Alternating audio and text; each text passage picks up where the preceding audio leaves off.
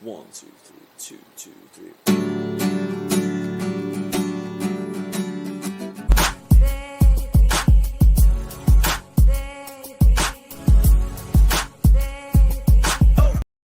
What's happening, y'all? This is Mirror Music. I'm Andrew. That's Coop, and yeah, what's up, man? How are we doing? We're doing great. I can't complain. Like I was telling you, life is good right now. Another rainy day in Atlanta, Georgia. Yeah. Uh, yeah, we get the most rainfall in the nation. I always tell people that. People think it's Seattle. It rains more days in Seattle, but the actual rainfall capital is here by actual Wow. measured I rainfall. didn't even know that. Georgia gets the most rainfall. Mm, Atlanta. hmm it's good to know. Oh yeah. All right. So today we are going to go all the way back to the beginning of our show's style and compare two songs from opposite genres. I guess you'd call them sort of opposite, though both of them are kind of pulling from the same source material, both thematically and like aurally, like what the sounds we got. They're kind of pulling from the same place. So today is one of your favorite bands, the Isley Brothers, Voyage to Atlantis, and the Rolling Stones, another one of your favorite bands, in fact, um, Wild Horses. So, um, what's up? Where are you gonna start? I actually want to start right there. I think these might be my two favorite bands, personally. Yeah, Yeah, actually, I I was just mean, realizing that as I said it. I was like, wait, these are yeah. both. Well, I was realizing it when you said it too, because actually, I think younger me probably listened to Nirvana more, Hmm. but older me listens to the Rolling Stones more. Yeah, Yeah, because I think Nirvana, unfortunately, does kind of time capsule itself to a generation and hmm. to an age demographic with their style of music. They And also have a very short catalog compared co- to well, correct, everybody's got a short catalog compared to the Rolling Stones, but, like and the Isley Brothers too, while we're at it, but, like, they correct. both have pretty deep and long catalogs. So I guess the thing about it would be is that there's something about the Rolling Stones music that just kind of feels good when you get in your car Yeah, and that maybe Nirvana doesn't provide you with that. Like Nirvana yeah, provides you with something, but it's not that hey, whoa, like yeah. It's something that I have to be in a specific mood to listen to. right. I gotta want to hear Nirvana. If I hop in the car and the Rolling Stones come on, it's like, oh yeah, Let's do it, yeah, yeah. yeah, like let's do it type of thing. So yeah, it might be my two favorite bands. I'll tell you what, I think a great way to actually start, maybe we should work this in reverse, which is something that kind of culturally I wanted to talk Okay. about the bands. First of all, part of why I love our original format Mhm. is because I think our original format requires a little bit of music time and more research time. Right, And I think what we've been doing is spending the music time, which I don't have a problem with it, and maybe not as much research time.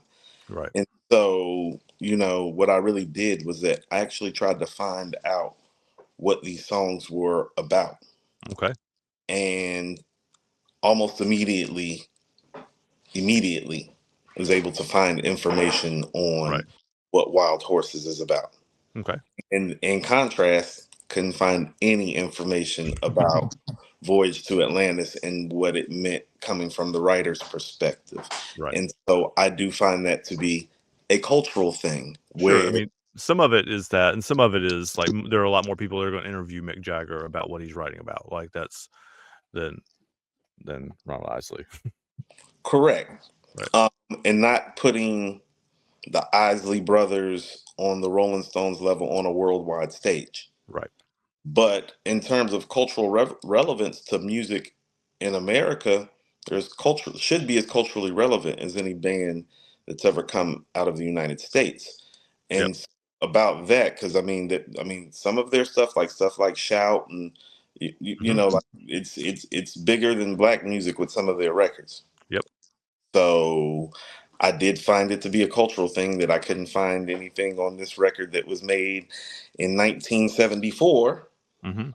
versus a record that was made in 1. 1970.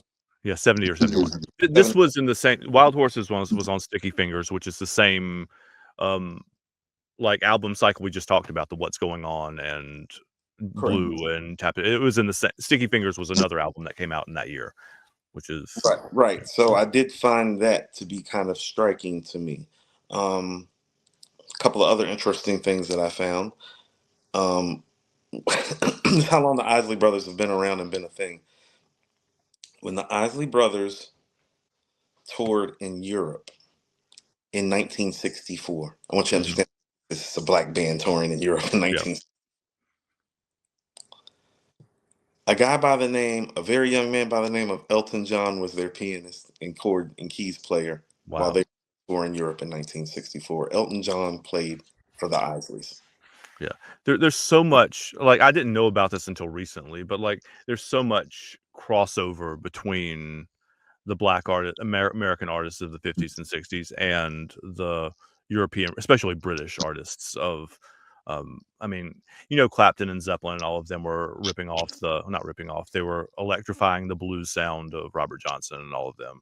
Correct. Um, the Beatles and the Stones opened for Little Richard, and there's a lot of crossover in these people, and they all knew each other and they all played with each other.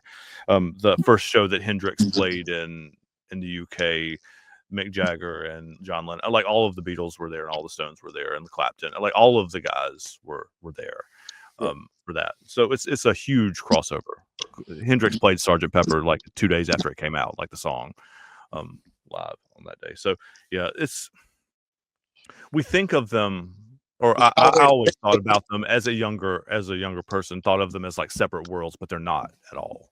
No. This is back when music was the really only unifying force Right.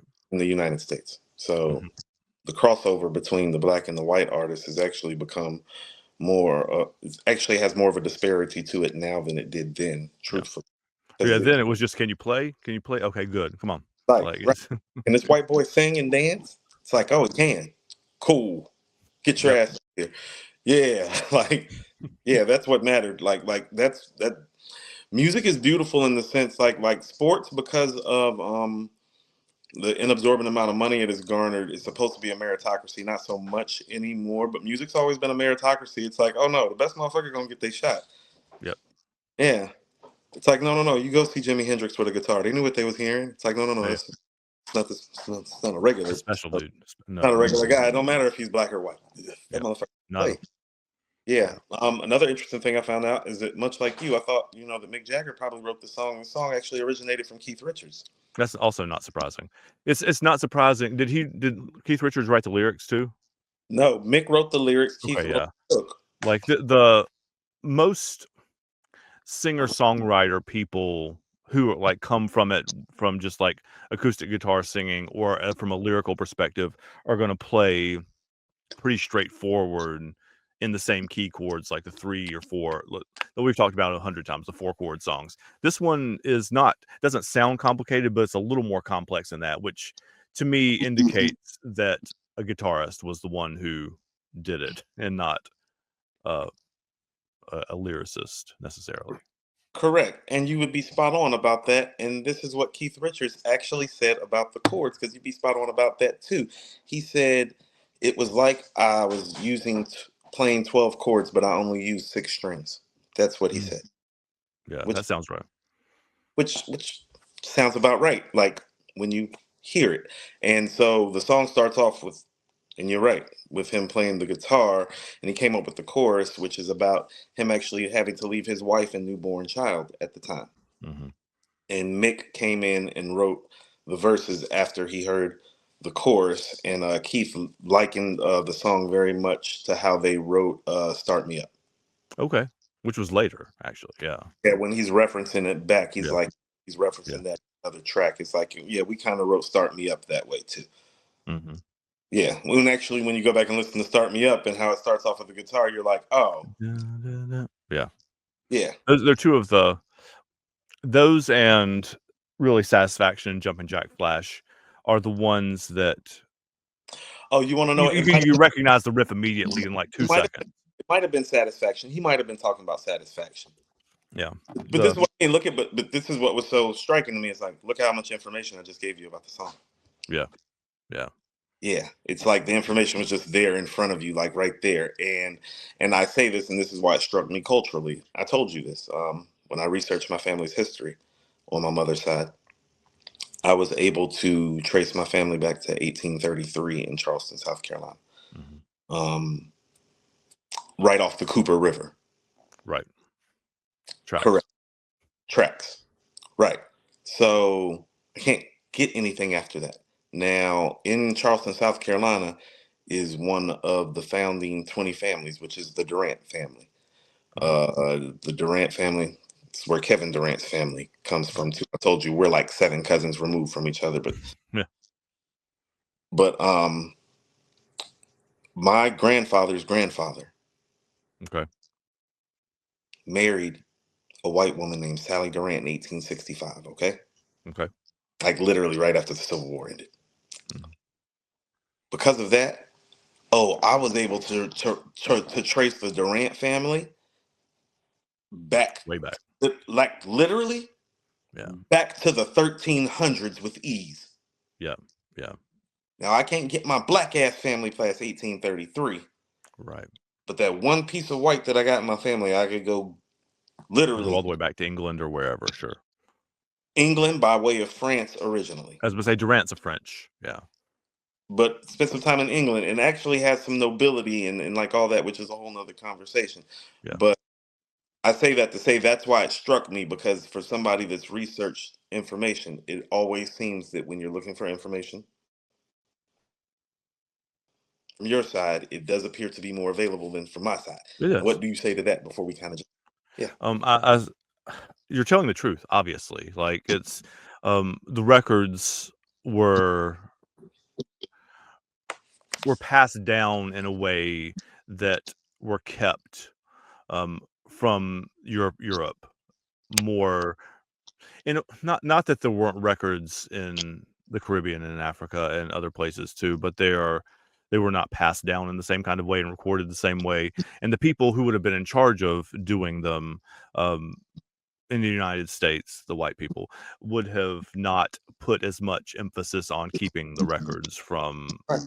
Right, like, that's just it's terrible and it's awful, and that's just the way that it was. Like, that's just the reality of the situation. Like, um, I can also trace my family back to the 1300s and going from the north of England to London, and then from London to, um, backwater Virginia, essentially, the rivers coming in like, Norfolk-ish area, um, in like the but my family has lived in the central part of Virginia and North Carolina since 1650-ish. Like, I mean, so you can trace that all the way back to that point, and where they got the land grant when they first arrived, and like the whole thing. And the Yes. like, and I have family members who like, I mean, that like John Milton, John Milton, Paradise Lost, John Milton, wrote a poem about one of my great grandmothers when she died. Like, so they were all like, it goes, and they had a famous bookstore in St. Paul's Churchyard in London that is like a still a famous archive of whatever. So like it's a yeah, your point is true. This is not to talk about Thomas and family history, but that's Think the about point, this. right? Like that you can trace all that all the way back. Tell me about your family's bookstore in London from the 1600s. Welcome, welcome, welcome. Yep. So Also, too, when you said that, I was like, well, look at you. You're yeah, an educator. I listen yeah, to your speaking voice. It's like, no, it's important that you know where you come from. It does explain a lot about yourself. Think about it. Your yeah, family's probably always been this way. Your ancestors owned a bookstore. yep. You've probably always been this way. Yeah. It's important Oh, to know, yeah. And my family's been teachers for generations too. Like, yeah. So it's obviously. which See, which is not shocking to anybody who knows me. so this is what I mean. It's important you know where you come from. A lot of people in this space have talked about, some of my spiritual inclinations. Well, my ancestors in South Carolina started some of the first black churches in South Carolina. Yeah. The black, my grandfather's grandfather, great grandfather. Oh no, he Mhm. named his kids Moses and Aaron. They ended up starting churches in South Yeah. Carolina. Some of the first black churches in South Carolina are by Coopers. Like, so it's like, oh no, me being spiritually inclined is something that Yeah. It's part of the DNA for sure. Part of my tribe. Yeah, yeah. My spiritual inclinations are favoring grace given to me generation from generation. But that's just the part that I know. Now back to the show. So, I mean, the point coming from all of that is that, I mean, we've alluded to, but we've not done an episode directly on the Isley brothers yet. Okay. We've talked about them in pieces in different areas. We didn't do Um, Footsteps in the Dark. uh-uh. No, This is from the Footsteps in the Dark is on this album as well. we talked about Footsteps in the Dark when we did Has a Good Day. Like, is that the one? We did A Good Day. That's why we Yeah, so talked we about talked about it then, yes. um, as a reference, right? But not directly about like a whole episode about them. Correct. And we can start here, I guess. I'm coming around to the idea that the Isley Brothers might be the most important band to ever exist. Like that's like It's arguable. it's I mean, they're in that conversation. The Rolling Stones are also in that conversation, actually. Correct.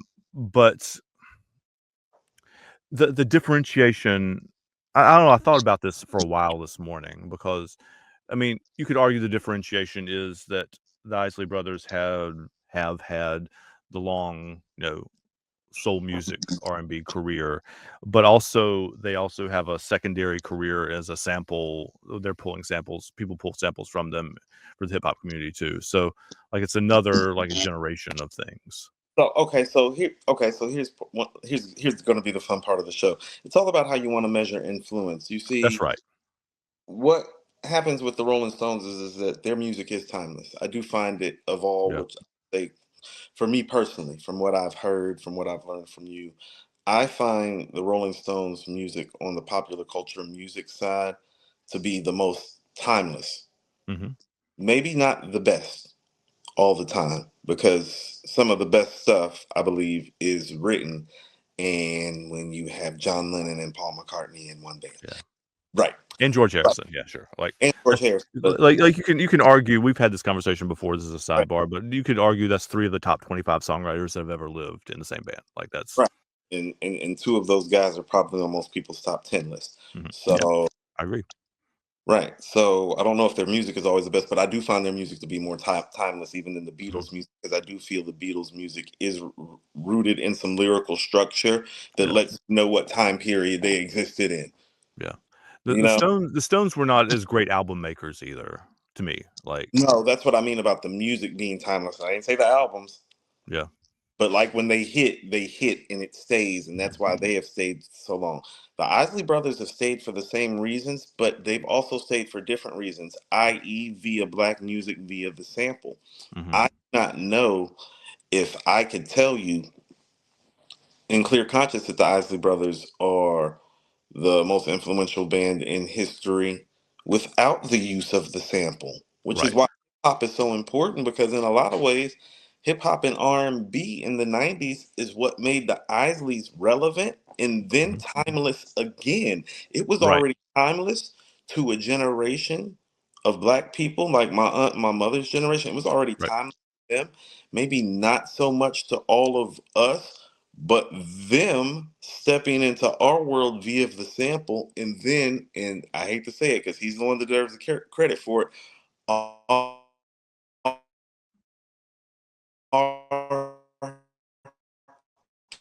Kelly physically putting Ronald Isley in our faces, in the modern day faces, trajectory of the band forever, because then we got to see up close and personal how cool and motherfucking fly Ronald Isley is. Man, And it's one he's of one those of them things, and guys. this is why I love both of he one of those guys.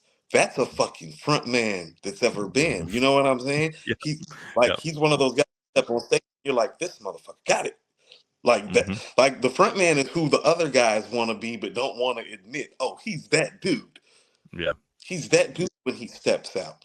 And oh, my mama know, my aunt know. I didn't know. Me and my Right. cousin ain't know. And so when R. Kelly's toting him out, and when Ice Cube is sampling him, and like all this stuff is happening literally all around the same time. This is all from like 1991 to 1994 that all of this Mhm. starts happening. It's like, oh no, this motherfucking shit. Like the Yeah. us now. and from there it was just, he ended up having a whole nother solo career with pretty much the band behind him still, some different cast members, but the Yeah. brother still behind him. And then there goes to the lineage of it, because Ernie Isley's daughter, Alex Isley, is a modern day R&B artist, And and she's really good too. I'm about to say, and one of the better ones we got, Yeah. actually.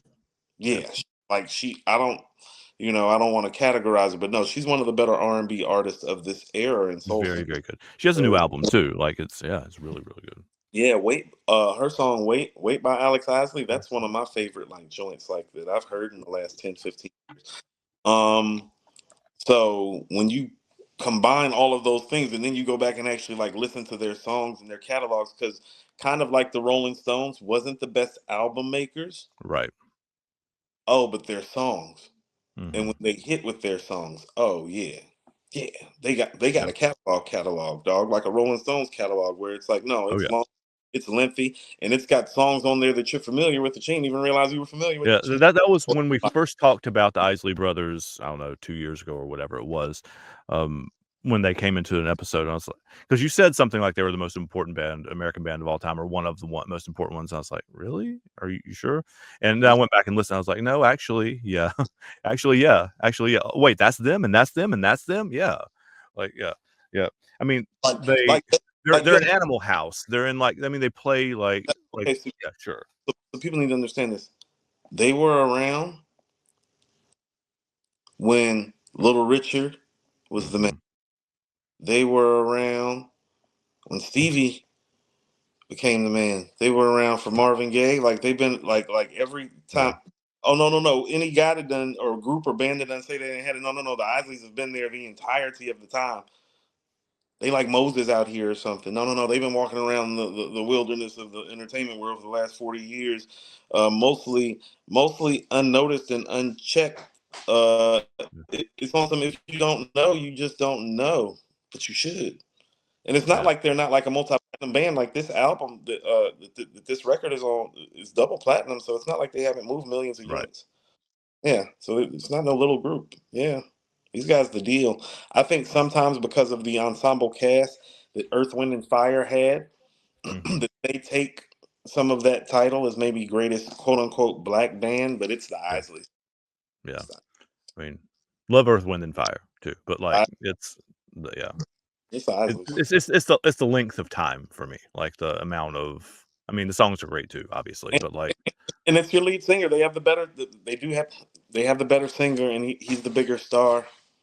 yeah. Ronald Ron- Isley, I mean, that voice is just, like, I he mean, was on the Voyage to Atlantis, he was on his Al Green shit, like, that's what it was like this I mean, I know it's not an Al Green song, but, like, it sounds and Al see, Green's got one of the greatest voices that's ever been in the history okay. of the world. See, this is what I mean. They've been around so long. You mean Al Green was doing his Ronald Isley shit, Right, exactly, right. So, right? I originally when I not when I originally when I listened to it again today, I was like, "Oh, Al Green took everything he ever learned from the song." But this song came after, like, his most famous but yeah, I mean, he would have pulled from Ronald Isley too, like Yeah, I mean, you're actually. I don't know if we have a black artist prior to Ronald Isley that specializes in the falsetto. yeah, So when you're listening to a black artist sing falsetto, well, I mean, pretty not much like all of that. it from Ronald Isley. Like that's what I'm saying. It is like, have you heard Yeah, a black sing falsetto? It's like, oh, well, that's Ronald Isley shit, because we really don't have anybody before him that sung like that in that tone or that not in the tempo. same kind of way, no. No. Like I've checked. I mean, not I mean, Little Richard did a Um, tiny bit, no, James not Brown like did a tiny bit, but it's not smooth like that, and it's not this velvet. This yeah, velvet. Right, this crushed velvet right here. This is there ain't nothing like it. I was thinking, you know, Freddie Lyman was actually who came to my mind mm, as somebody that preceded yeah, Ronald I vocally, and so that's how far back you would have to go to find a reference point to maybe somebody Ronald Isley would reference. You'd have to go to Freddie Lyman. I mean, we talking 1948, yeah, 49, 50, 50. Yeah, we and going yeah. back now. And And some of Freddie his Lyman, I mean, he's pulling stylistic elements from gospel, and he's pulling stylistic elements from from Well, Tony this is Bennett, what I Sinatra kind of people. You know, he can do that's what he I can do everything. well, that's what I mean. In secular black music, we haven't heard somebody sing like that before. Ronald Isley. That's what I'm saying. Right. He's the first person to kind of take like he took the blues, he took the gospel, he took the funk, and then he made it all silky. Like Yeah. Voyage to Atlantis. Like you want to know what that sounds like? Like to me, when I hear it, it sounds like a black home on Sunday morning after church. Mhm. You know what I'm saying? Like that's what I mean. It's like, oh no, they important because they sound like our culture. Mhm. Yeah, they're you you study this in anthropology. Sights and sounds Right. of culture. Mhm. Not just what you see, but what you hear. And that's what I mean. No, culturally they are so important to the black experience because they don't just sound like the black experience. They are the black experience because everybody is pulled from the Isley brothers. That's how you know. Yep. That's why R. Kelly dipped in the give me that guy. Yeah. Well, they were 'Cause listening to it when he was growing up and like too, right? Like it would have but, been but, his and kitchen on Sunday morning too. this is what I mean about the separation point. Oh no, all these other artists have been sampled just like the Isleys. All of these other artists have came back in and sang their vocals over again for these modern day artists. Nobody hit the jackpot again like the Isleys. There's a reason for that, Yeah. right? Nobody else hit the pot again like that. Oh no, everybody else shit them and took OJ's Earth, Wind and Fire. Oh no, all this shit's been sampled and took and scratched and done. Oh Right. yeah, all of them. But the Isley brothers are the only ones who became stars again, Yeah. not accidental. Yeah. That voice is something else, man. That's what I'm saying. You can't because ain't no time capsule on that voice. Like, and there's no time capsule on making records like Footsteps in the Dark and Voyage to Atlantis. Like, there's Mhm. just not. Like, oh no, you can play that shit right now, and it still sounds like black music Yeah. personified, like real black music personified, like the way that the original music makers intended with sounds and strings and chords and like the Yeah. whole band. Hear the whole fucking band playing, and damn, it sounds sweet. Yeah. It's beautiful. It's beautiful Yeah, stuff. like these motherfuckers are like you can tell they're in sync. Like they know how to play together. They know what they There's do. something about siblings playing together. Like it's just one of those things. You hear it over and over again. You hear it in the Jacksons. You hear it in like, I mean, even like modern band, not popular or not as hugely popular bands like First Aid Kit or his two sisters singing together. Like when you have siblings singing with each other or harmonizing with each other, there's something about it that's just it Tony, fits. Yep, yeah, and all of them. Yeah, yeah. yeah. But what I found to be there's so many comparisons between these bands and the front men, and then Hmm. you realize that it does trickle down to the music. Now Ronald's right hand man is Ernie. You know what I'm Right. saying? But Mick's right hand man is Keith. And if you go listen to even these records, it's like, well, the predominant chords outside of the actual vocalist, Yeah. guitars. And that's what I mean about them being important. It's like, and I say this, well, how many black bands really got a guitarist, not named Prince?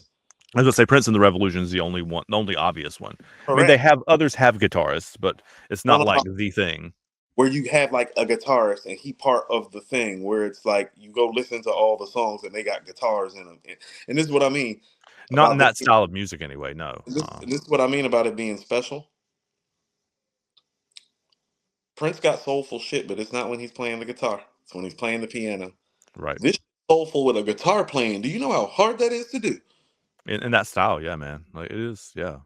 Because I So mean, the other ones that occur, I mean, there's Living Color, that was like the '90s, Hendrix Experience, obviously, but those are not soulful in the way that we're talking about at all. that ain't. That's not. How about this? I believe the term rhythm and blues was created about how the Isley Brothers' music sounds. I can get behind that. Because I don't think that R&B even was necessarily a term when they came along originally. You feel what I'm saying? It's Yeah. like I think they're probably the group, and I could be wrong. I mean, this is just all from what I've studied. They appear to be the band that even influenced the term being rhythm and blues. Because they got both. Correct. That's what I'm saying. They're really the first band to like really with both. That's what I Yeah. mean. Like Shout is 1957, 58. Yeah. And I mean, I guess both bands are pulling from the blues tradition, but like, They're yeah, touring it's not, Europe but in it's not blues, really, about this. right? They're picking up to tour Europe in 1964. Right. Yeah, like this On Fire is like album number 5. It's 1974. It's like they're 5 albums deep in 74. They've been around, and they didn't Yeah. make albums their first like 5, Right. 6 years. They wouldn't. The Beatles are the ones that made that a thing. I mean, other people had albums before that, but like, not just like a set of singles, but like this is an album, like in the pop world. I mean, that they were the ones that made that a thing, as opposed to just a set of singles. Um, and they would have, they came here in 60, what, 2, 3? Right? Ed Sullivan was the first. I don't remember. Well, that's not what we're here to talk about. Because the Stones would have come over about the same time too, and would have toured with James Brown and Little Richard and stuff too. But here's the thing: even that information is so well known. I just found out today that the Isley brothers were in Europe in 1964. I had to go Right. dig. Yeah. Everybody knows when the Exactly. Beatles came over here. Yeah. It was a huge moment, right? Like, not.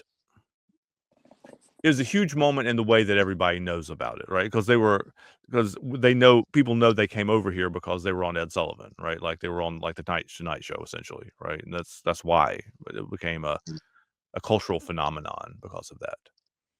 No, I'll never forget. And that's also why we can like pinpoint it in time, right? That's crazy. I'm gonna tell you how I was for a minute. I was about to be, hey, so my girlfriend's mother from high school, but then I'm like, you know, my fucking girlfriend from high school. So Summer's mom, Yeah, Summer's mom is actually the one who put me on the Beatles our senior year of high school, right. and it was the look on her face. Like she was like, oh my god, they were on Ed Sullivan and da, da, da, da, da, and it's Yeah, like her it eyes was lit. it was a thing. Yeah, It was a February thing. 9th, 1964. I looked it up. And this is what I mean. It wasn't just a white thing. This is a black woman Yeah, explaining this to me with like fervor and excitement. Like, whoa, yeah. yeah. It was a moment. I do feel like both of these records are they're like they're a different type of love song. They're the type of love song that you Yeah. do write when you're away from somebody. Mm-hmm. And so there is like, you know, they're talking like guys that are on the road that have somebody back home that they love. You know what I mean? Yeah, There's something simplistic about it. And that's why these records become big. It's because it's like, oh, well, these artists are big, but they're going through the same emotions that we go through. They have to leave home, you know, and there might be somebody back home that they love, that they want to see. And I think these records might help even be cathartic for them and help them get through those things, you know? yeah. Because they're singing them in the concerts at night too. Yeah, in front of, you know, thousands of adoring people. Yeah, And that's got to make the person that these songs are being written about feel good too. And that's what I mean about it being important to know this stuff, because it's like, oh, I wonder who like Ronald and Ernie are talking about on Voyage to Atlantis now, because now I mm, know who Mick and Keith are talking about. You know what I right. mean? I know, and that does give it more significance and more value when you know. So Yeah, it ties all those things together for sure. now I'm about to be on YouTube for the next 3 days, watching YouTube videos of Ronald Isley pimpish ass talk about whatever till I get to the bottom of this. Research. It's research. So if anybody watching this knows what Voyage to Atlantis is about, like the actual person that it's about, not. Yeah, I mean, we can obviously break down the themes or whatever, but I mean, the themes are pretty straightforward for both of these I songs. mean, I'll always come back to you. He's definitely, Yeah, I yeah. mean, I hope he's not talking about like, I mean, part of me did think about, I hope he's not like talking about a bag of weed or like an 8 ball or something. Let's But hope not. Let's hope not. Let's hope not. I was Let's like, hope not. like, right, that's something that the Beatles would do song wise. Yeah, You they feel they what I'm saying? yeah, yeah, Like lyrically, they would write something like that. That's really not Ronald's thing. So I'm like, no, this is a love song. I'd love to hear who it's about, because I know, I mean, he's had some famous relationships. I think Angela Winbush, but I think this is before Angela. Matter of fact, this is before Angela. So it'd just be interesting to know like who this is about. You know, even yeah. what's that Rolling Stone song we did where we found out that Mick Jagger was like dating this black model, remember? Like Oh, Brown. Brown Sugar. Yeah, Yeah, yeah. Brown Sugar. Like, well, we found out there was an actual black woman. I'm like, oh, she Oh must yeah. have been real good. Mickey wrote a No, whole no, song about her. no. Mick was let's say into everybody. Let's say it like that. Yeah, he's a Whoever. he's a De Niro. Yeah. He's a whoever. Like whoever is, yeah. I mean, that's really supposed to be. I mean, Yeah. that's really, I mean, you know, whoever, you I'm like not what. mad at it. Yeah, I'm not mad at it either. You like what you like. Got good taste. I seen the girl pick that he wrote Brown Sugar about. It's not like he got bad taste. No, she's a model. She's a beautiful lady. Yeah. Yeah, taste was exquisite. So, I don't have too much. Most of the context that I had was cultural. Both of these songs are very straightforward. Did you have some analysis of the No, songs or something maybe? there's not a ton there, right? Like it's not they're not complex lyrics, really, No. right? They are songs about people who miss people, like that and I guess Wild Horses, particularly for me, it has a special amount of significance because the lyric is "Wild horses couldn't drag me away," right? Right. But we know from the context of the song that he didn't leave, right? Like he is away from them. So it's an interesting contrast between what he's saying and the reality of his experience too, right? Does that make sense? I think I think in a lot of ways he's saying that metaphorically though. Yeah. Even though I'm going like I'm still here with you and I'm writing this song, for you to let you know that I'm always here with you. Yeah. I think that was kind of my takeaway from it. Yeah. Like when you write a song or write a poem or write something for somebody, Mhm. you want it to provide them with whatever it is that they need, Right. all to be okay. And so this record is one of those records to me based on the context that I was given from my research. Yeah. That So, makes sense. and this is what I mean. This record originally was a throwaway. They gave this record away in 1970. I didn't know that either. They gave this record away to a small band and it didn't pop. I mean, they didn't have Mick Jagger and Keith Richards in the group. That's probably what Yeah. the difference was. But they gave the song away, so they didn't think much of it. He didn't think much of this record originally when he wrote it. It really was for her. That's what I mean. He wrote It's it. not much like many of their other most famous songs, for sure. It's pretty different than a lot of them. It How doesn't. so? Um, It's more melodic. most It's softer than a lot of them. They don't have a ton, and you can't always get what you want. Which we've done an episode about too. Is another one of their songs that's kind of a softer-ish kind of acoustic song. Um, but most of the ones that they're famous for are riff-driven blues rock kind of songs, the Satisfactions and Jumpin' Jack Flashes and Angie and Start Me Up Funky rock and roll. yeah, Yeah. yeah. So and they're up tempo and they're in because Mick Jagger is a great front man, but not the best vocalist in the world. Is that he's a very distinct vocalist, but like his actual singing voice is not not icon. It's not a Freddie Mercury voice. It's not a Ronald Isley voice. Oh It's yeah, not yeah. one of those kind of voices. There are plenty of artists like that. Aaliyah was one of my favorite artists. She's a great R&B singer, but as far as like actual vocalist, is- yeah, there are people like that. But she could do everything else. She was beautiful. Men loved her. Could dance. She had the total Right. package, and she could sing well enough. Had the records, of course. And Mick obviously can Yeah, do all those things too, right? Like correct, he's correct. got all the other frontman stuff. Yeah, and he does Right. have a unique. He does have a unique throatiness characteristic to his voice, where you do know that it's him. And sometimes it is better to be unique than good. Mm-hmm. If Yeah, you can you do know him everything else. immediately. Yeah, yeah, that's what I mean. It's like, oh no, sometimes how about this? He may not have the chops, but he's got the voice. Yeah, Yeah. yeah. Yes. He's got, I'll put him like a Bob Dylan or Jerry Garcia kind of person, like somebody who's not like an amazing vocalist, but it's him as soon as he comes on.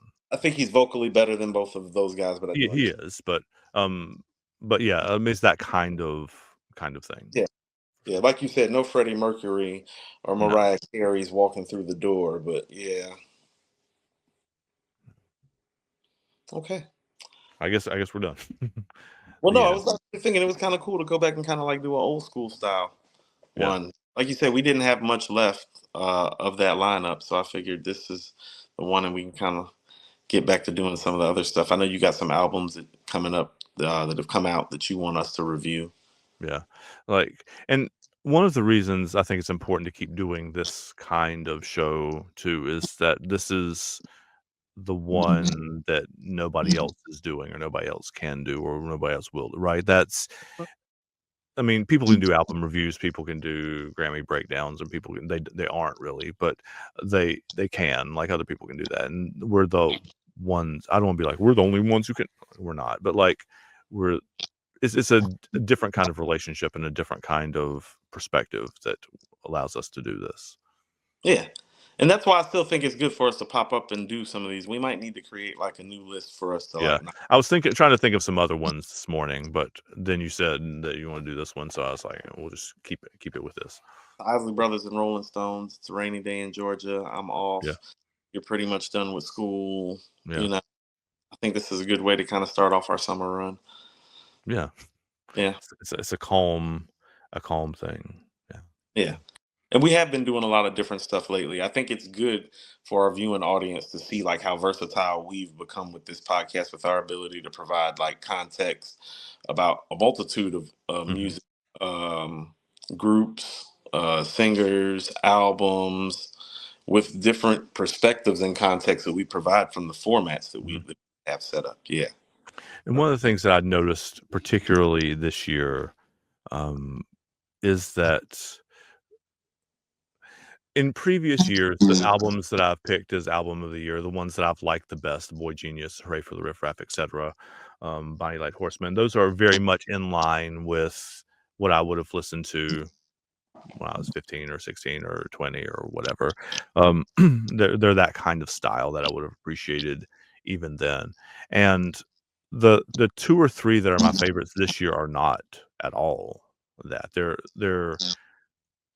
They're much more influenced by our conversations and the conversations with the Hip Hop Talks group. Like that they are is not they're not what I would have picked before. Like the Tunde Adebimpe album, The Black Bolts, which I want to do a review of, um, is very Prince-ish. Like it's that kind of the guy was the lead singer of a band called TV on the Radio. I don't know if you've heard of them before. Yeah, From I've heard. like the early, Yeah, okay, yeah. it's that guy.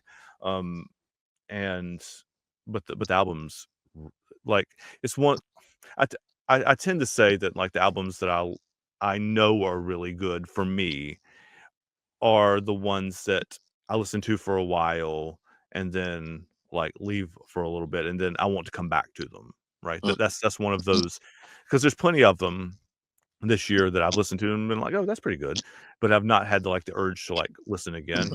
mhm, mhm, So that one and Jay Malachi's Great Escape and Ellie Dollar's Supply and Demand are the three that I keep coming back to. mhm. Um, and we, and I don't know if we're going to have to do a year retrospective on Les Ellie Dollar if he really doesn't a tape every month because he's 5 for 5 so far. Um, so we'll see how that goes. But Should reach out to him and see if he'll come on the show, talk about the rationale and. yeah, all- he definitely has. There's I forget what it was on the newest one, the Racer's Edge. He actually says I don't want to misquote him, but essentially, I'm not doing fucking interviews anymore. If you want to know who I am, listen to the fucking songs. I'm paraphrasing, but like um, that's Artist basically entitled. what it says. What? Hey, room for everybody in the spaces, and artist he's Yeah, entitled. yeah, yeah. Agreed. So, we'll get onto those episodes at some point in the future. We'll work on our list um, of song comparisons too. We'll have to dig back into that. 'Cause there's plenty of things that I would like to talk about, and I have to figure out, or we have to figure out, like where it's compared to, and like where the thematic elements are um, there. And we also have a sounds of series that we're going to talk about in just a minute that I'm really excited about. I think it's going to be pretty cool too. Um, I think it's an excellent idea too. so. Um, yeah, it's good to come on here. I mean, we've talked about the Stones a bunch, and we've talked about the Isley Brothers, not directly about their songs, but about about the band um, more I, directly today. I So feel like we've done a show on them before because they've come up so much already. I know, right? Like it's like we had never until we did the rumor show, we had never done a song about Fleetwood. Fleetwood Mac, So right? we've been Like, talking about it the whole time, right? but they come up, yeah, constantly. Right. We still need to do the show too, about um, battle songs. One of the hip hop battles, whichever one you pick. Go Your Own Way in Dreams together. So we'll get to that later too. That's a lot to look forward to. Thanks for hanging out, and we'll see y'all next time. Take care, y'all.